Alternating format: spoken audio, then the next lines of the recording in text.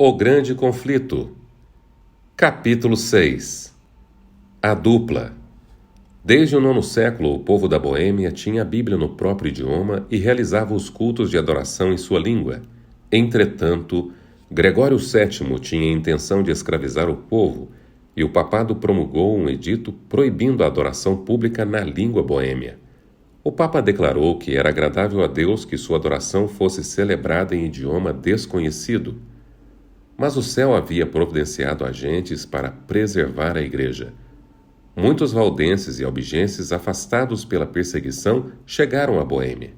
Trabalharam com fervor em segredo, dessa maneira preservaram a fé verdadeira. Antes dos dias de Hus, havia pessoas na Boêmia que condenavam a corrupção da igreja. Isso despertou os temores da hierarquia, que começou a perseguir aqueles que ensinavam o Evangelho. Depois de um tempo, foi proclamado o decreto de que todos aqueles que se desviassem da maneira romana de adoração seriam condenados à fogueira. Apesar disso, os cristãos aguardavam com expectativa a vitória de sua causa. Ao morrer, um deles declarou: "Alguém se levantará dentre o povo comum, sem espada nem autoridade, e não conseguirão prevalecer contra ele. Alguém assim já estava ganhando proeminência, cujo testemunho contra Roma agitaria as nações." John Hus nasceu em um lar humilde. A morte de seu pai o deixou órfão bem cedo. Sua devota mãe acreditava que a educação e o temor a Deus eram os bens mais valiosos. Por isso, fez todo o esforço para proporcionar essa herança ao filho. Hus estudou na escola da província, então partiu para a Universidade de Praga, onde foi admitido como bolsista de caridade. Na universidade, Hus logo chamou atenção por seu rápido progresso. Sua conduta bondosa e cativante fazia todos o admirarem. Era um seguidor sincero da Igreja Católica Romana que buscava fervorosamente as bênçãos espirituais que ela alegava distribuir. Após concluir o curso universitário, entrou para o sacerdócio. Logo adquiriu proeminência e se ligou à corte do rei. Lá foi nomeado professor e, mais tarde, reitor da universidade. O humilde bolsista se tornou o orgulho de seu país e seu nome foi honrado por toda a Europa. Jerônimo, que mais tarde se uniu a Hus, havia levado consigo da Inglaterra os escritos de Wycliffe. A rainha da Inglaterra, convertida aos ensinos de Wycliffe, era uma princesa boêmia. Por sua influência, as obras do reformador receberam ampla circulação em sua terra natal. Hus sentia-se inclinado a ter uma visão favorável das reformas de Wycliffe. Sem o saber, ele já começava a trilhar um caminho que o levaria para bem longe de Roma. 2 quadros impressionam Hus. Na mesma época, 2 estranhos da Inglaterra, homens eruditos, receberam a luz e foram espalhá-la em Praga. Logo foram silenciados, mas como não estavam dispostos a abrir mão de seus planos, recorreram a outras medidas. Como além de pregadores eram artistas, fizeram 2 quadros em um lugar no qual o público podia ver. Um representava a estrada de Cristo em Jerusalém, humilde e montado num jumentinho, Mateus 21, verso 5, seguido por seus discípulos em roupas gastas de viagem e pés descalços. O outro quadro mostrava uma elegante procissão eclesiástica, o Papa em suas ricas vestes e tríplice coroa, cavalgando um cavalo magnificamente ornamentado, com trompetistas à sua frente, cardeais e oficiais seguindo em ordem esplendorosa. Multidões vinham olhar as figuras, ninguém deixava de entender a moral da história. Grande comoção se despertou em Praga e os estrangeiros acharam necessário partir, mas os quadros causaram profunda impressão em Hus e o conduziram ao estudo mais aprofundado da Bíblia e dos escritos de Wycliffe. Embora ainda não estivesse pronto para aceitar todas as reformas que Wycliffe advogava, reconheceu o verdadeiro caráter do papado e denunciou o orgulho, a ambição e a corrupção da hierarquia. Praga é interditada. As notícias acerca dessas coisas chegaram a Roma, e Rus recebeu a ordem de comparecer perante o Papa. Obedecer significaria morte certa. O rei e a rainha da Boêmia, a universidade, membros da nobreza e oficiais do governo se uniram apelando ao pontífice que permitisse a Rus permanecer em Praga e responder, enviando um representante. Em vez disso, o Papa manteve a resolução de julgar Rus e condená-lo, declarando um interdito sobre a cidade de Praga. Naquela época, esse tipo de sentença era motivo de grande alarme. As pessoas achavam que o Papa era o representante de Deus, detendo as chaves do céu e do inferno, com poder de enviar juízos sobre elas. Acreditavam que enquanto o Papa não removesse a excomunhão, os mortos não teriam acesso ao céu. Todos os serviços religiosos foram suspensos, as igrejas ficaram fechadas, os casamentos eram realizados do lado de fora no pátio das igrejas. Os mortos eram enterrados em valas ou campos sem funeral. Praga foi tomada por grande comoção. Muitas pessoas denunciaram Rus e exigiram que ele fosse entregue a Roma. A fim de acalmar a tempestade, o reformador partiu para uma temporada em sua vila natal. Não parou sua obra, mas viajava pelo campo pregando às ávidas multidões. Quando a agitação em Praga arrefeceu, Rus voltou e continuou a pregar a palavra de Deus. Seus inimigos eram poderosos, mas a rainha e muitos nobres eram seus amigos e muitos dentre o povo se aliaram a ele. Até então, Rus havia realizado um trabalho solitário. Entretanto, a partir do momento em que Jerônimo aderiu à reforma, a vida dos dois se uniu e nem mesmo na morte seriam separados. Dentre as qualidades que conferem verdadeira força de caráter, Rus era superior. Jerônimo, demonstrando verdadeira humildade, reconhecia o valor de Rus e cedia os seus conselhos. Por meio da união dos esforços de ambos, a reforma rapidamente se disseminou. Deus permitiu que a grande luz brilhasse sobre a mente daqueles homens escolhidos, revelando a eles muitos dos erros de Roma.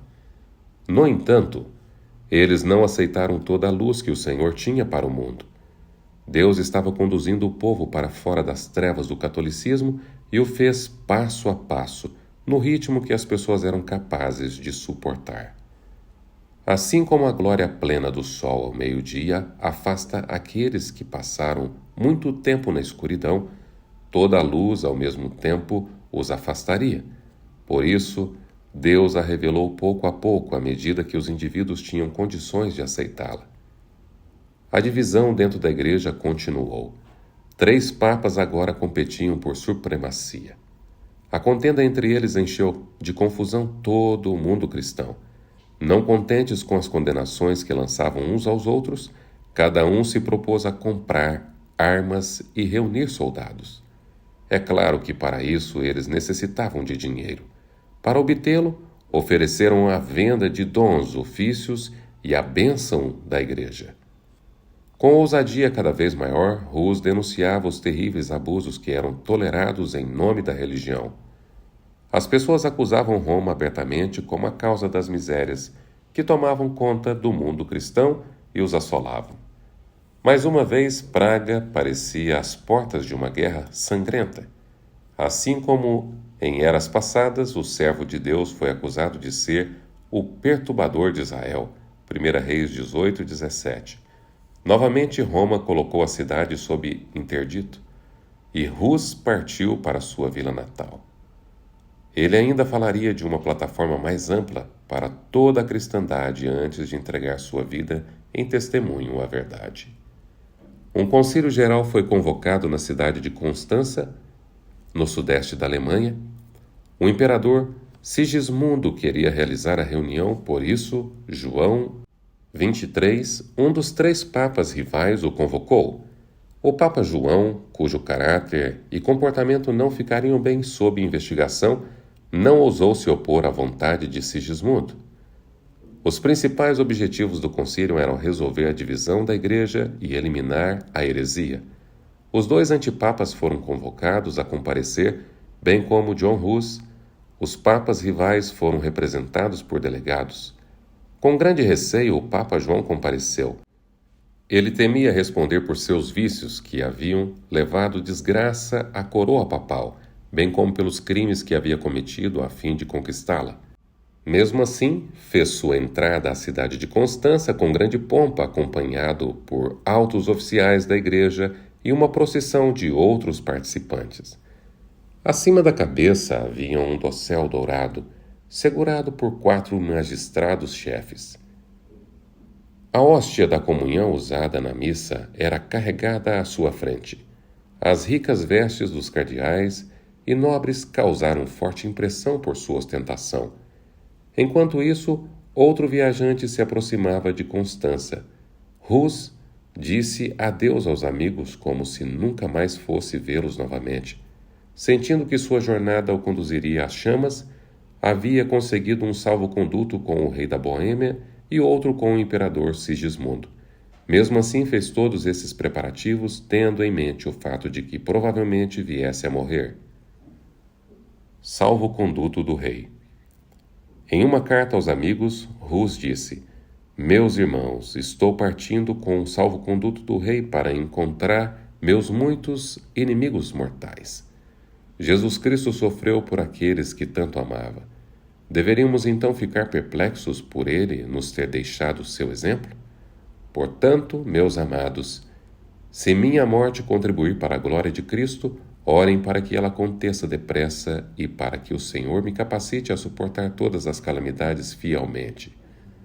Peçamos a Deus que eu não oculte nenhuma partícula da verdade do Evangelho, a fim de deixar os meus irmãos um exemplo excelente para ser seguido. Em outra carta, Rus falou com humildade sobre os próprios erros, acusando-se de ter sentido prazer em usar roupas sofisticadas e de ter desperdiçado horas com coisas triviais. Então acrescentou que a glória de Deus e a salvação das almas ocupe sua mente, não a posse de riquezas e prosperidade. Tome cuidado para não adornar a casa mais do que a alma. E, acima de tudo, preste atenção às coisas espirituais. Seja piedoso e humilde com os pobres. Não gaste seus recursos com festas.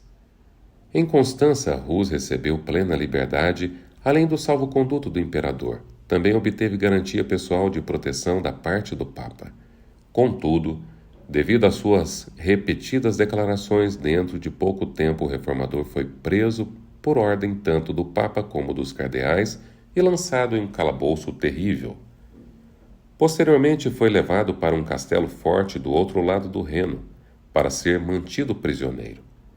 Pouco depois, o próprio Papa foi mandado para a mesma prisão.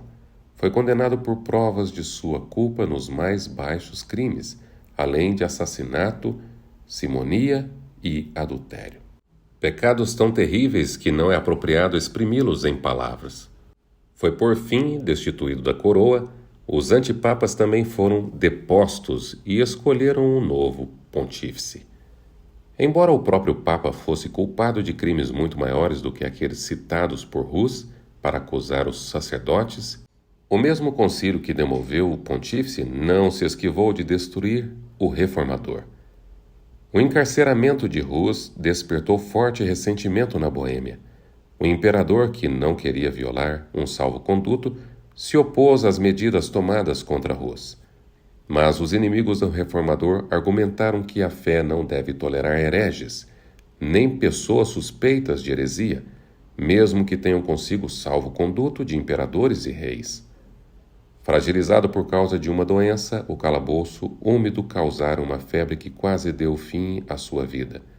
Rus finalmente foi levado perante o concílio. Em cadeias compareceu à presença do imperador, que havia se comprometido a protegê-lo. Com firmeza, apresentou a verdade e protestou solenemente contra as corrupções da hierarquia.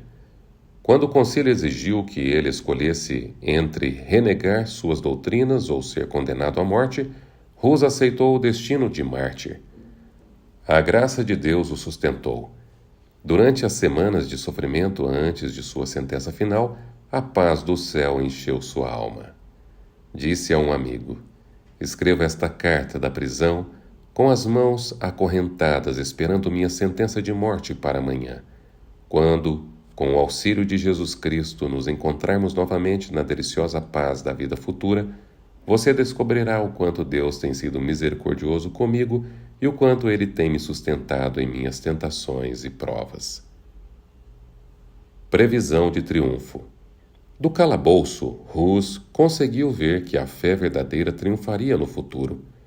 Em sonhos viu o Papa e os bispos não deixando nenhum vestígio das ilustrações de Cristo que ele havia pintado nas paredes da igreja de Praga. Essa visão o perturbou. No dia seguinte, porém, viu muitos pintores ocupados restaurando as figuras em maior número e cores mais brilhantes. Os pintores, cercados por uma multidão imensa, exclamavam: "Os papas e bispos podem vir, mas eles nunca mais as apagarão novamente." O reformador declarou: "A imagem de Cristo nunca mais será apagada. Querem destruí-la, mas será pintada novamente em todos os corações por pregadores muito melhores do que eu." Pela última vez, Hus foi levado perante o concílio, uma imensa e reluzente assembleia, formada pelo imperador, por príncipes do império, representantes da nobreza, cardeais, bispos, sacerdotes e uma grande multidão. Quando os líderes da reunião perguntaram qual era a sua decisão final, Hus se recusou a renunciar seus pontos de vista.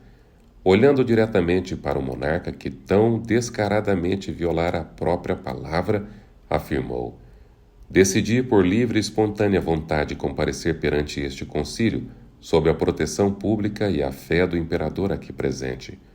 O rosto de Sigismundo corou e enrubesceu, enquanto todos os olhos se voltavam para ele. Depois que a sentença foi pronunciada, começou a cerimônia de degradação. Exortado mais uma vez a se retratar, Hus respondeu, voltando-se para as pessoas: "De que maneira, então, eu poderia olhar para o céu? Como seria capaz de encarar as pessoas para quem preguei o evangelho puro? Não! Considero a salvação delas mais valiosa do que este pobre corpo, agora condenado à morte." As vestes sacerdotais de Hus foram removidas uma a uma. Cada bispo pronunciava uma maldição enquanto realizava sua parte nessa cerimônia. Por fim, colocaram um gorro ou mitra de papel em formato de pirâmide sobre sua cabeça, pintada com figuras assustadoras de demônios e com a palavra arqui-herege se destacando na parte da frente. Com toda alegria, disse Hus: "Usarei esta coroa de vergonha por ti, ó Jesus, pois por mim usastes uma coroa de espinhos."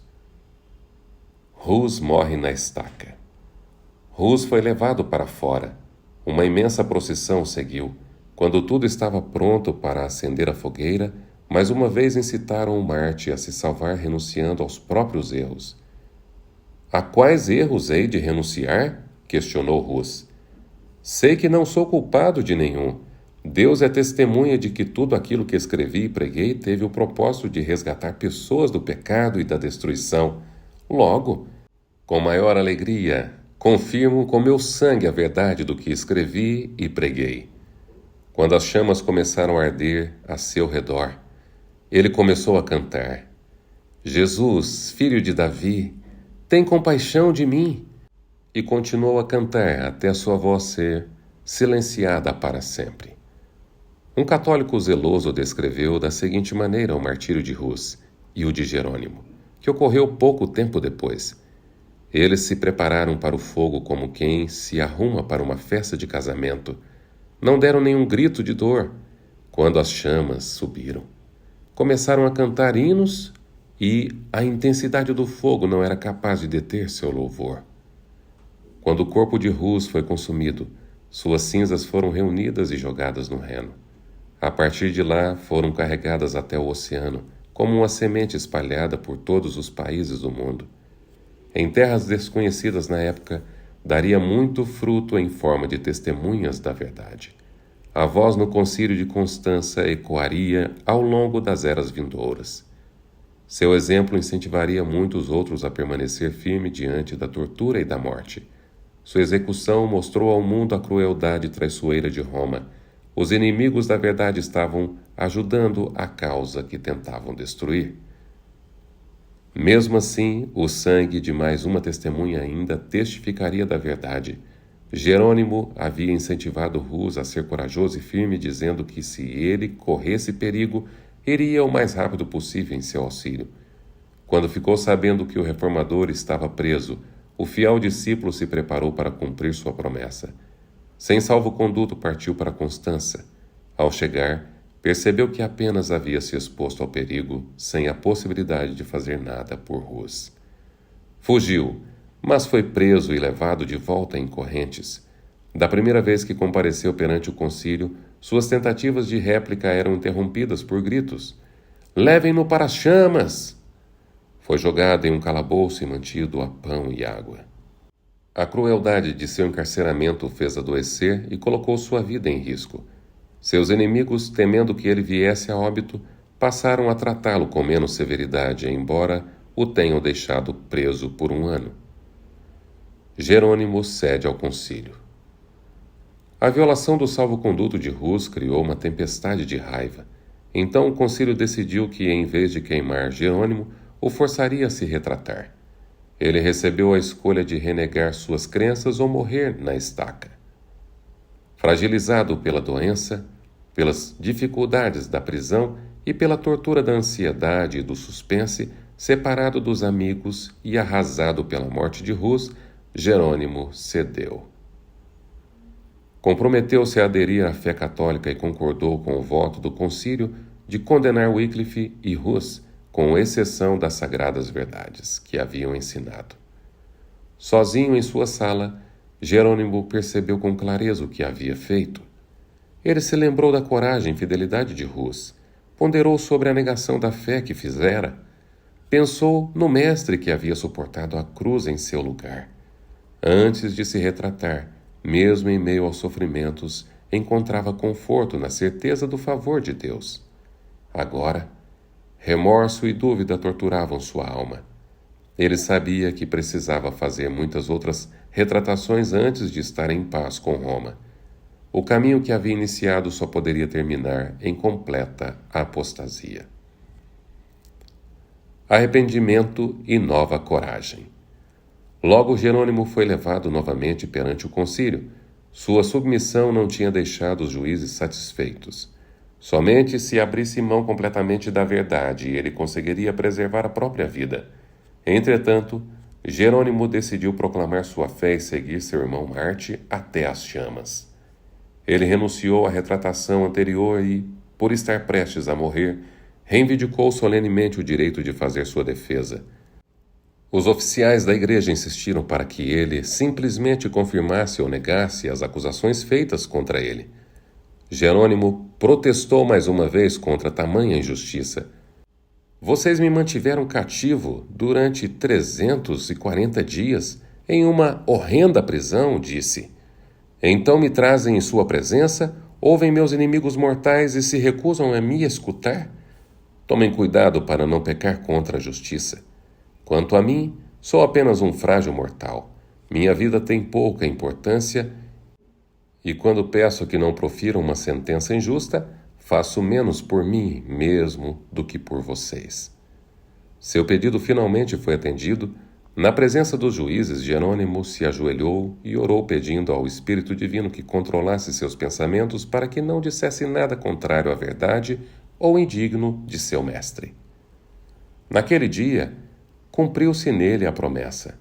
Mas quando os prenderem, não se preocupem quanto ao que dizer, ou como dizê-lo. Naquela hora lhes será dado o que dizer, pois não serão vocês que estarão falando, mas o Espírito do Pai de vocês falará por intermédio de vocês. Mateus 10, 19 e 20. Jerônimo havia permanecido na masmorra por 1 ano, sem poder ler, nem mesmo enxergar. No entanto, apresentou seus argumentos com tamanha clareza e poder que parecia ter tido oportunidade de estudar sem interrupções. Ele apresentou aos ouvintes a longa linhagem de homens santos condenados por juízes injustos. Em quase todas as gerações, aqueles que procuravam elevar o povo de sua época eram excluídos. O próprio Cristo foi condenado como criminoso em um julgamento injusto. Jerônimo, então, declarou seu arrependimento e testificou da inocência e santidade do mártir Hus. Eu o conheci desde a infância. Foi um homem de excelência, justo e santo. Foi condenado mesmo sendo inocente. Estou pronto para morrer. Não me desviarei diante dos tormentos que os inimigos e falsas testemunhas prepararam para mim. Um dia, eles prestarão conta de seus enganos diante do grande Deus, a quem ninguém é capaz de enganar. Jerônimo continuou: de todos os pecados que cometi desde a juventude, nenhum pesa tanto em minha mente e me causa tão grande remorso quanto o que cometi neste lugar fatal, quando concordei com a ímpia sentença proferida contra Wycliffe e contra o santo mártir John Hus, meu mestre e amigo.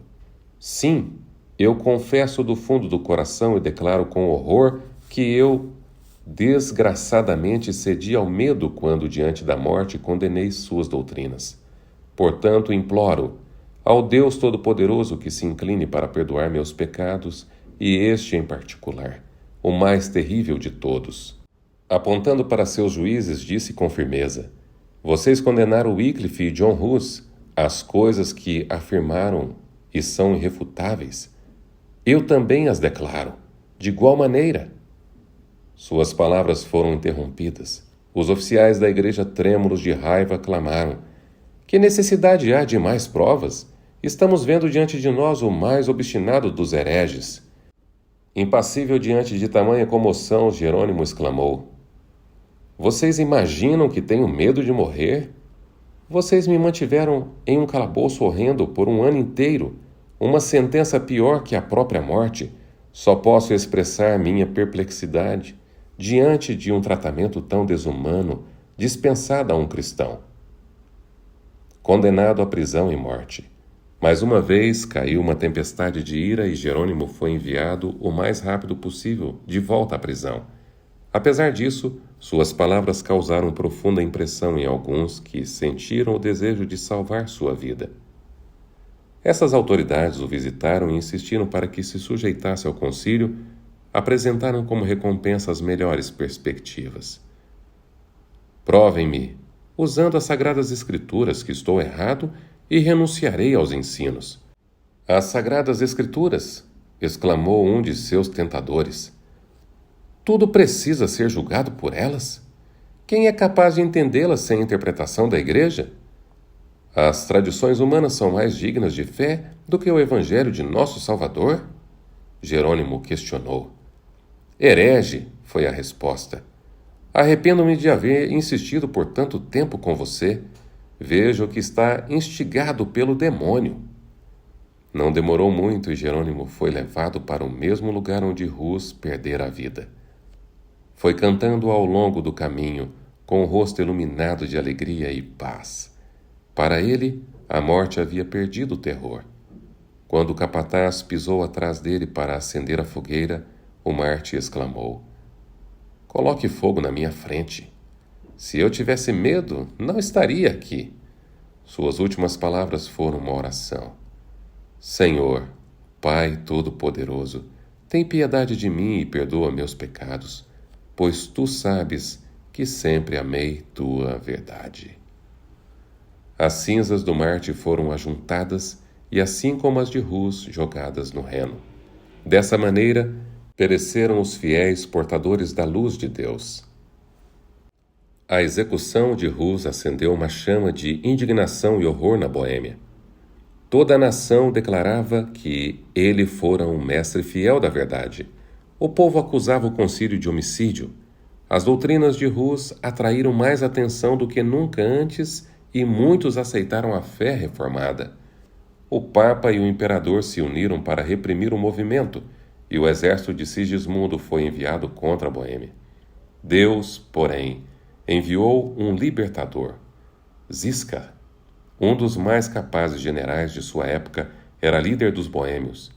Confiando na ajuda de Deus, o povo boêmio resistiu aos mais poderosos exércitos que podiam se levantar contra eles. Vez após vez, o imperador invadiu a Boêmia só para ser repelido.